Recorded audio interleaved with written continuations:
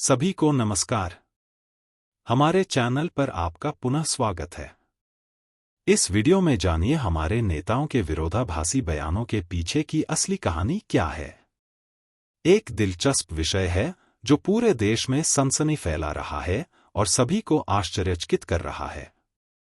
हम EPS 95 pension मुद्दे पर गहराई से विचार कर रहे हैं, जो हजारों पेंशन भोगियों और उनके परिवारों को प्रभावित करता है।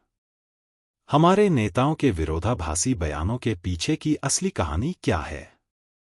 क्या यह गलत सूचना या गलत संचार की समस्या है?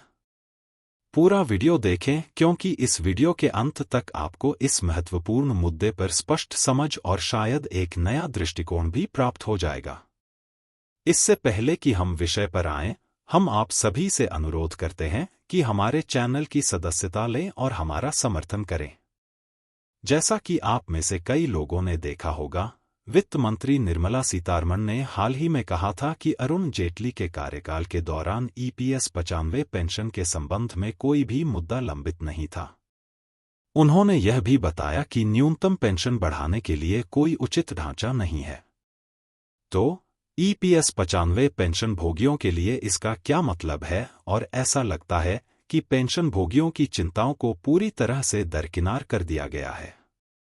अब सभी पेंशनर्स कमांडर अशोक राव साहब द्वारा अपनी बैठकों में दिए गए बयानों को उजागर कर रहे हैं।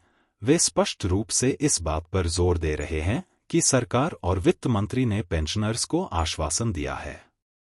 यह विरोधाभास कुछ गंभीर प्रश्न उठाता है। क्या वित्त मंत्री को गलत जानकारी दी गई या फिर कुछ और बात है जो इस समस्या को बढ़ा रही है? इस विसंगति के कारण पेंशन भोगियों में निराशा फैल रही है, जिनमें से कई अब कमांडर अशोक राव साहब को दोषी ठहरा रहे हैं। लेकिन सच कहा जाए तो कमांडर साहब उनके अधिकारों के लिए पूरी लगन से काम कर रहे हैं। यह याद रखना महत्वपूर्ण है कि राजनीतिक भाषा अक्सर भ्रामक होती है और प्रत्यक्ष संवाद की आवश्यकता पर बल दिया जाना चाहिए, भले ही पेंशन का मुद्दा अनसुलझा ही क्यों न हो। मित्रों, हमें वित्त मंत्री से कुछ कठिन प्रश्न पूछने की जरूरत है। अगर कोई गारंटी नहीं है तो देशव्यापी आंदोलन से पहले बैठक क्यों की गई? मनसुख मंडाविया जी ने पेंशन भोगियों को धैर्य रखने का आश्वासन दिया और कहा कि समाधान निकल रहा है। तो फिर उनकी चिंताओं को अचानक खारिज करने की बात कहां से आई? पेंशन भोगी बहुत लंबे समय से धैर्य बनाए हुए हैं और अब पारदर्शिता का समय आ गया है। दिलचस्प बात यह है कि हमारे विपक्षी सांसद इन सवालों को प्रभावी ढंग से निपटाने के लिए आगे आ रहे हैं और पेंशन भोगियों का समर्थन कर रहे हैं।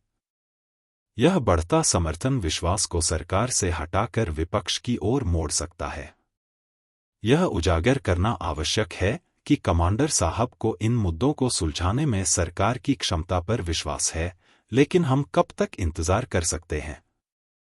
ईपीएस 95 पेंशन भोगियों की मुख्य मांगों को नहीं भूलना चाहिए। उन्होंने स्पष्ट रूप से अपने बुजुर्ग साथियों के लिए न्यूनतम पेंशन 7,500 रुपये, अकाल भत्ता और चिकित्सा सुविधा की मांग की। क्या अपने नागरिकों का ध्यान रखना सरकार की जिम्मेदारी नहीं है? उन्होंने दशकों तक इस देश के लिए योगदान दिया है और अब वे वही चाहते हैं जिसकी वे मांग कर रहे हैं। तो दोस्तों, हम इन सब से क्या सीख सकते हैं?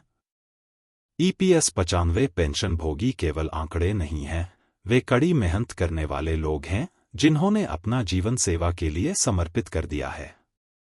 उन्होंने जो धनराशि उपलब्ध कराई वह महज खाता बही पर अंकित संख्याएं नहीं थीं, बल्कि वह कड़ी मेहनत से कमाई गई धनराशि थी। अब समय आ गया है कि सरकार सुने और जिम्मेदारी से काम करे। इन घटनाक्रमों पर अपने विचार नीचे टिप्पणी में साझा करें। यदि आपको यह जानकारी उपयोगी लगे तो कृपया इसे लाइक, शेयर करें और अधिक अपडेट के लिए हमारे चैनल को सब्सक्राइब करें। इस वीडियो को देखने के लिए धन्यवाद।